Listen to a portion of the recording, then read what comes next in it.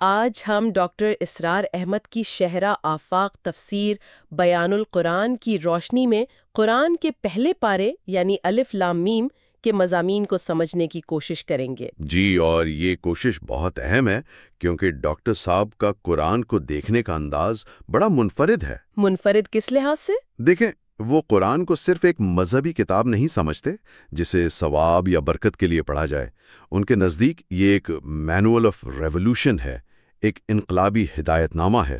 ایک action plan? بالکل، ایک ایسا ہدایت نامہ جو فرد اور معاشرے دونوں کی زندگی میں ایک انقلاب برپا کرنے کے لیے آیا ہے۔ تو اس ایکشن پلان میں پہلے پارے کی کیا حیثیت ہے؟ ڈاکٹر صاحب کے مطابق پہلا پارا اس پورے انقلابی منشور کا ایک دیباچہ ہے، ایک پریفیس۔ اچھا۔ جی، اس میں پورا خاکہ، پورا بلو پرنٹ پیش کر دیا گیا ہے۔ منزل کیا ہے، راستے میں کون ملے گا، کون ساتھ دے گا، کون مخالفت کرے گا، اور ہم سے پہلے لوگ کیوں ناکام ہوئے تھے، سب کچھ شروع میں ہی واضح کر دیا گیا ہے۔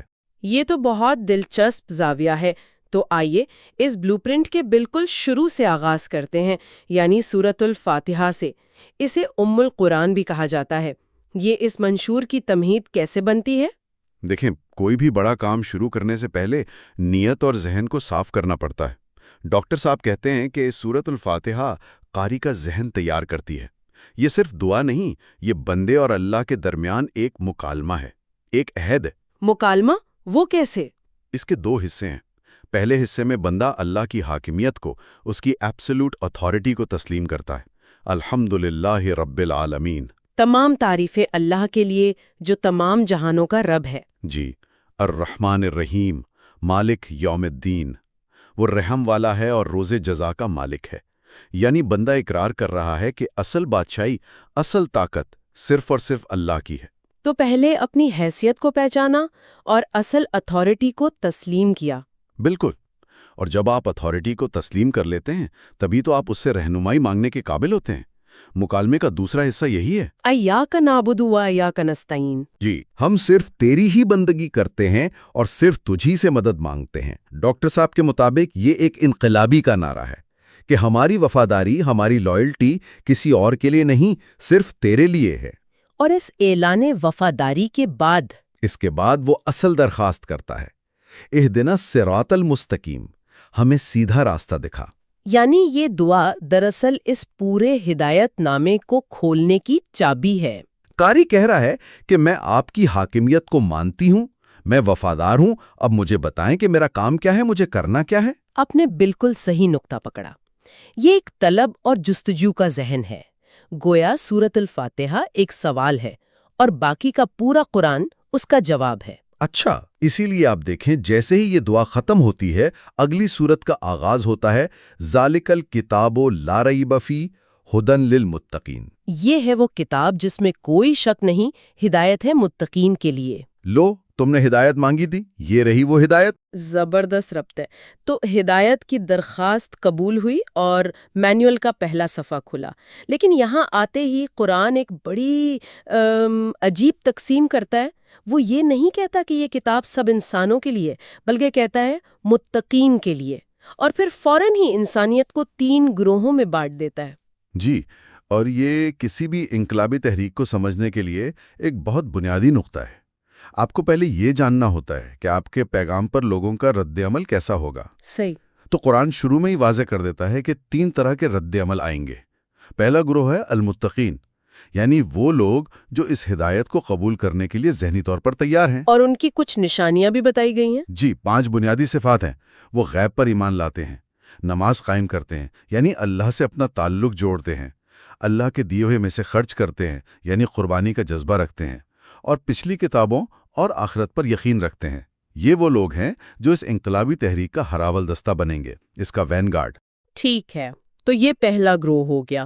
اور دوسرا گروہ ہے الکافرین، یعنی کھلے منکر، وہ لوگ جو صاف صاف اس پیغام کو رد کر دیتے ہیں۔ ان کے بارے میں قرآن کہتا ہے کہ ان کے دلوں پر اور کانوں پر مہر لگ چکی ہے، ان کو سمجھانا بیکار ہے۔ یہ اس تحریک کے کھلے مخالف ہیں۔ تو متقین اور کافرین، یعنی ایک قبول کرنے والا گروہ اور ایک رد کرنے والا، یہ تو سمجھ میں آتا ہے۔ لیکن یہ جو تیسرا گروہ ہے منافقین کا، اس پر قرآن اتنا زیادہ زور کیوں دیتا ہے؟ تقریباً 13 آیات صرف ان کے بارے میں ہیں۔ یہ ڈاکٹر صاحب کی فکر کا ایک بہت ہی مرکزی نقطہ ہے۔ ان کے مطابق کسی بھی نظریاتی تحریک کے لیے کھلے دشمن اتنے خطرناک نہیں ہوتے جتنے اندر چھپے ہوئے منافقین۔ اچھا۔ المنافقین کا گروہ سب سے پیچیدہ اور سب سے خطرناک ہے۔ یہ زبان سے تو کہتے ہیں کہ ہم ایمان لائے، لیکن ان کے دل کفر سے بھرے ہوتے ہیں۔ کیا ڈاکٹر صاحب اس کی کوئی عملی وجہ بھی بتاتے ہیں کہ ایک منافق ایک کھلے دشمن کے مقابلے میں تحریک کو کیسے زیادہ نقصان پہنچاتا ہے؟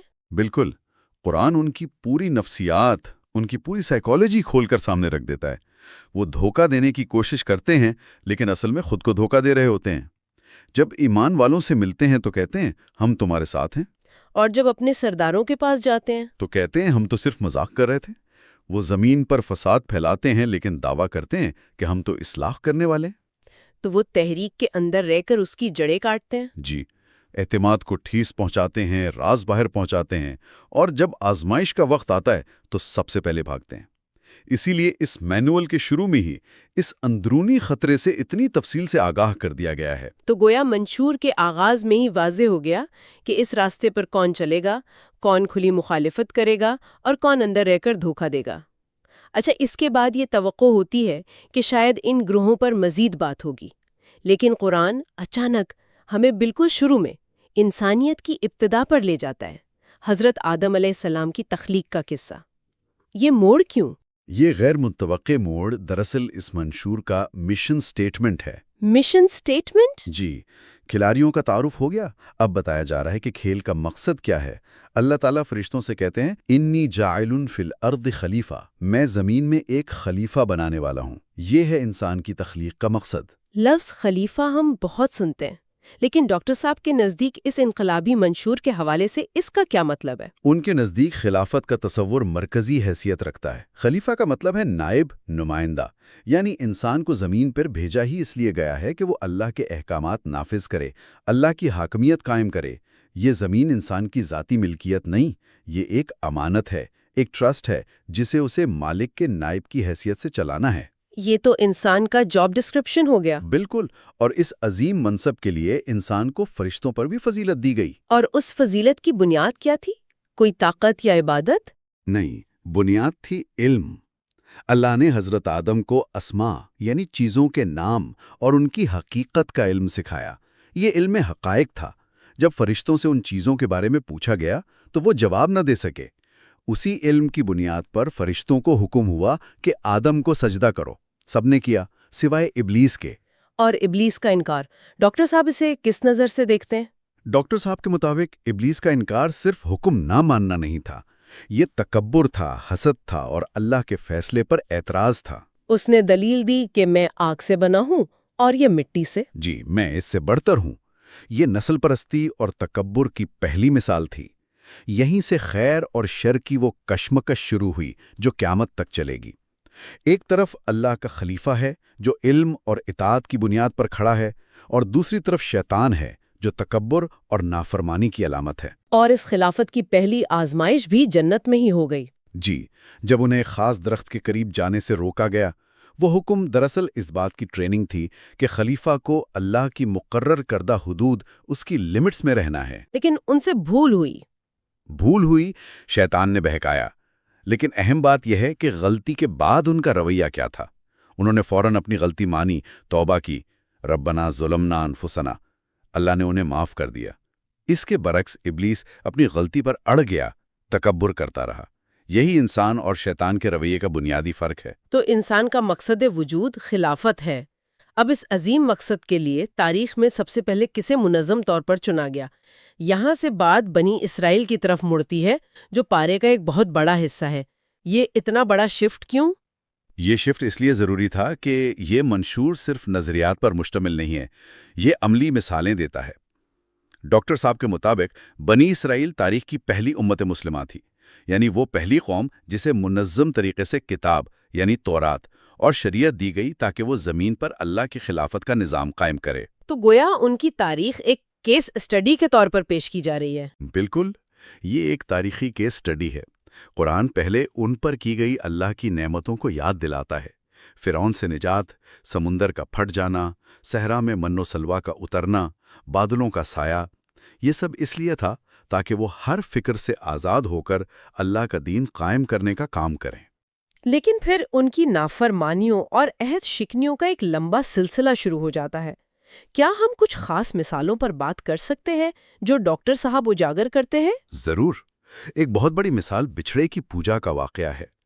حضرت موسیٰ علیہ السلام کوہ طور پر گئے اور پیچھے قوم نے سونے کا بچھڑا بنا کر پوجنا شروع کر دیا۔ ڈاکٹر صاحب کے مطابق یہ دکھاتا ہے کہ توحید کا تصور ان کے دلوں میں کتنا کمزور تھا اور وہ مادی چیزوں سے کتنے جلدی متاثر ہو جاتے تھے۔ اور یہ کسی بھی انقلابی جماعت کے لیے ایک سبق ہے۔ جی، کہ اگر نظریہ پختہ نہ ہو تو وہ ذرا سی آزمائش میں بھٹک سکتی ہے۔ اور ایک واقعہ منو سلوا کے بارے میں بھی ہے۔ وہ تو اللہ کا انعام تھا، اس پر کیا اعتراض ہوا؟ وہ اس آسمانی کھانے سے اکتا گئے اور مطالبہ کیا کہ ہمیں زمین کی دال، پیاز اور سبزیاں چاہیے۔ ڈاکٹر صاحب اسے مادہ پرستی اور بلند مقاصد سے دستبرداری کی علامت قرار دیتے ہیں۔ اچھا، یعنی ایک قوم جیسے ایک عظیم مقصد کے لیے تیار کیا جا رہا ہے، وہ اپنے پیٹ اور ذائقے کے چکروں میں پڑ گئی۔ یہ روحانی پستی کی علامت تھی کہ ہم سے یہ انقلابی زندگی کی سختیاں برداشت نہیں ہوتی۔ تو یہ ایک تاریخی سبق ہے کہ جو غلطیاں انہوں نے کی ان سے بچا جائے۔ جی، اور سب سے بڑھ کر عہد شکنی۔ ان سے کوہ طور کو سر پر کھڑا کر کے عہد دیا گیا کہ شریعت کو مضبوطی سے تھامو گے، لیکن انہوں نے بار بار اس عہد کو توڑا۔ ڈاکٹر صاحب کے مطابق یہ پوری کیس اسٹڈی امت محمدی کو آئینہ دکھانے کے لیے ہے۔ ایک وارننگ کے طور پر؟ بالکل، ایک وارننگ ہے کہ تم سے پہلے ایک قوم کو یہ ذمہ داری دی گئی تھی۔ دیکھو انہوں نے کیا غلطیاں کیں اور نتیجہ میں کیسے معزول ہوئے۔ اگر تم نے بھی وہی رویہ اختیار کیا، نظریاتی کمزوری، مادہ پرستی، عہد شکنی، تو تمہارا انجام بھی ویسا ہی ہو سکتا ہے۔ تو اگر ہم اس ساری گفتگو کو سمیٹیں تو پہلے پارے کا سفر سورۃ الفاتحہ میں ایک دعا اور عہد سے شروع ہوتا ہے۔ جی، پھر سورۃ البقرہ میں بتایا جاتا ہے کہ اس پیغام پر انسانیت کے رد عمل کے 3 گروہ ہوں گے۔ صحیح۔ اس کے بعد انسان کا اصل مقصد تخلیق یعنی خلافت ارضی کا عظیم مشن سامنے آتا ہے، اور آخر میں اس مشن پر عمل کرنے کی کوشش کرنے والی پہلی قوم بنی اسرائیل کی پوری تاریخ بطور ایک عملی کیس اسٹڈی پیش کی جاتی ہے۔ آپ نے بالکل صحیح خلاصہ کیا۔ ڈاکٹر اسرار احمد کے انقلابی منشور والے تصور کو سامنے رکھیں تو پہلا پارہ اس منشور کا ایک مکمل خاکہ ہے۔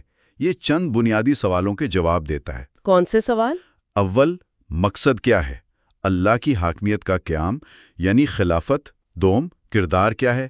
انسان زمین پر اللہ کا خلیفہ ہے۔ اور تیسرا؟ تیسرا، فریقین کون ہیں؟ متقین یعنی ساتھی، کافرین یعنی مخالف، اور منافقین یعنی غدار۔ اور آخر میں تاریخی سبق۔ جی، چوتھا، تاریخی سبق کیا ہے؟ بنی اسرائیل کا عروج و زوال، تاکہ ان کی غلطیوں سے سیکھا جا سکے۔ دشمن اور پچھلی ناکامیوں سے سبق سب کچھ شروع میں ہی واضح کر دیا گیا ہے۔ جی، یہ اس کتاب کا مکمل تعارف ہے جو انسانیت کو ایک عظیم انقلاب کی طرف بلاتی ہے۔ یہ محض قصے کہانیاں نہیں، بلکہ ہر دور کے انسان کے لیے، ہر اس گروہ کے لیے جو معاشرے میں تبدیلی لانا چاہتا ہے، ایک مکمل لائے عمل ہے۔ یہ واقعی ایک بہت گہرا اور مربوط بیان ہے۔ اس گفتگو نے پہلے پارے کو سمجھنے کا ایک بالکل نیا فریم ورک فراہم کیا ہے۔ تو اس گفتگو کے اختتام پر سامعین کے لیے غور طلب سوال چھوڑتے ہیں۔ ڈاکٹر اسرار احمد کے مطابق اگر قرآن ایک انقلابی ہدایت نامہ ہے اور پہلا پارہ اس کا دیباچہ ہے، تو اس دیباچے کو سمجھنے کے بعد ایک فرد پر اپنی ذاتی زندگی اور اپنے معاشرے کے حوالے سے کیا ذمہ داریاں عائد ہوتی ہیں؟